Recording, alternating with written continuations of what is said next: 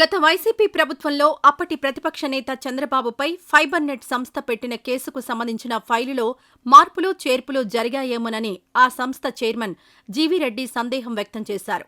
ఈ ఫైలులో కొత్తగా ఏమైనా రాశారా లేదా తొలగించారా అనే అంశాలను క్షుణ్ణంగా పరిశీలిస్తున్నామని చెప్పారు. అత్యంత కీలకమైన ఈ ఫైలును వైసీపీ రాజ్యసభ సభ్యుడు వి. విజయసాయిరెడ్డి సిఫారసుతో ఉద్యోగంలో చేరిన మహిళ చేతిలో ఎందుకుంచారో అర్థం కావడం లేదన్నారు. ఆమెకు అపాయింట్మెంట్ ఆర్డర్ కూడా ఇవ్వలేదని, కేవలం వాట్సాప్ మెసేజ్ ఆధారంగానే విధులు అప్పగించి అధికారులు జీతం చెల్లిస్తూ వచ్చారన్నారు. కూటమి ప్రభుత్వం వచ్చాక కూడా ఆమె ఉద్యోగంలో కొనసాగారని, ఇటీవల ఆమెను విధుల నుంచి తొలగించామని వెల్లడించారు. గురువారం ఫైబర్ నెట్ కార్యాలయంలో ఆయన మీడియాతో మాట్లాడారు. కీలకమైన ఫైలును ఆ మహిళా ఉద్యోగికి అప్పగించిన అధికారులపై చర్యలుండవా అన్న ప్రశ్నకు అన్నీ క్షుణ్ణంగా పరిశీలిస్తున్నామని చెప్పారు.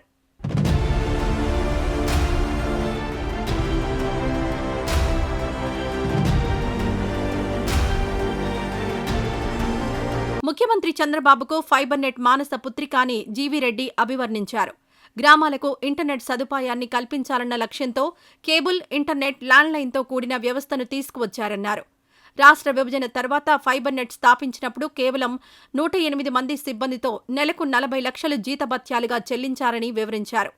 అలాంటిది గత వైసీపీ ప్రభుత్వంలో మార్గదర్శకాలు, నియమ నిబంధనలు లేకుండా సిఫారసులో వాట్సాప్ మెసేజ్లతో ఉద్యోగుల సంఖ్యను 1360కు పెంచారని వెల్లడించారు. ఈ 1360 మంది ఉద్యోగులకు నెలకు 4 కోట్ల రూపాయలు చెల్లించాల్సిన దుస్థితికి తీసుకువచ్చారని విమర్శించారు. చాలా మంది ఉద్యోగులు కార్యాలయానికి రాకుండా వైసీపీ నాయకుల ఇళ్లలో పని మనుషులుగా, కారు డ్రైవర్లుగా పనిచేశారని తెలిపారు. ఇలా అక్రమంగా జరిగిన నియామకాలపై చర్యలు చేపడుతున్నామని, లెక్కాపత్రం లేకుండా సంస్థలో చేరిన ఉద్యోగులందరినీ తొలగిస్తామని స్పష్టం చేశారు.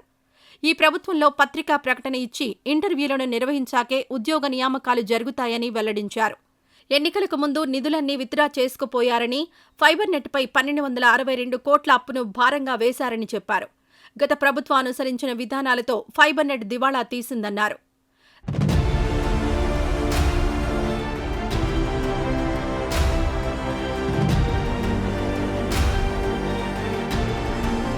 దర్శకుడు రామ్ గోపాల్ వర్మ సార్వత్రిక ఎన్నికలకు ముందు తీసిన వ్యూహ సినిమాకు 2.15 కోట్లు ఫైబర్ నెట్ చెల్లించిందని జీవీరెడ్డి తెలిపారు. వ్యూస్ ప్రకారం డబ్బులు చెల్లించేలా ఒప్పందం చేసుకున్నారని వివరించారు. వ్యూహం సినిమాకు కేవలం 1863 వ్యూస్ వచ్చాయని తెలిపారు. ఈ లెక్కన ఒక్కో వ్యూకు 11,000 చొప్పున చెల్లించినట్లు అయిందని వివరించారు. ఫైబర్ గ్రిడ్ అక్రమాలపై విజిలెన్స్ విచారణ జరుగుతోందని, నివేదిక వచ్చాక వాటి వివరాలు బహిర్గతం చేస్తామని జీవీరెడ్డి తెలిపారు. 2019 నుంచి 2024 దాకా జరిగిన అక్రమాలన్నింటిపైనా సమగ్ర విచారణ జరుగుతోందని వెల్లడించారు. గతంలో ఫైబర్ నెట్ చైర్మన్ మీడియా సమావేశాలకు సంస్థ ఎండీ హాజరయ్యేవారని, ఇప్పుడు ఎందుకు రాలేదన్న ప్రశ్నకు మంత్రివర్గ సమావేశం ఉన్నందున ఎండీ దినేష్ కుమార్ హాజరు కాలేకపోయారని వివరించారు. ఫైబర్ నెట్ను సంపూర్ణంగా ప్రక్షాళన చేస్తామని వెల్లడించారు. ఈ వీడియో నచ్చితే లైక్ చేయండి. అలాగే మా ఛానల్ని ఫస్ట్ టైం కనుక చూస్తున్నట్టయితే ఇప్పుడే సబ్స్క్రైబ్ చేసుకుని పక్కనే ఉన్న గంట సింబల్ని యాక్టివేట్ చేసుకోండి. అప్పుడే మేము పెట్టే ప్రతి వీడియో మీకు నోటిఫికేషన్గా వస్తుంది. అలాగే ఈ వీడియో పూర్తిగా చూసినందుకు ధన్యవాదాలు.